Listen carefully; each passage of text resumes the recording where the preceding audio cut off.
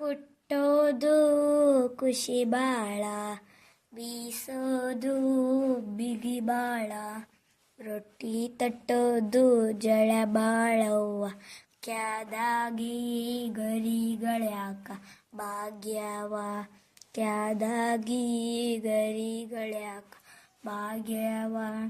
ಅಣ್ಣನಿಗೆ ಆರೆತ್ತು, ತಮ್ಮನಿಗೆ ಮೂರೆತ್ತು, ಅಪ್ಪನಿ ಮಾತ್ರ 16 ಹಿಂಗಾಗಿ ನಮ್ಮಪ್ಪ ಬಹಳ ಸೊರಗ್ಯಾನ, ಹಿಂಗಾಗಿ ನಮ್ಮಪ್ಪ ಬಹಳ ಸೊರಗ್ಯಾನ.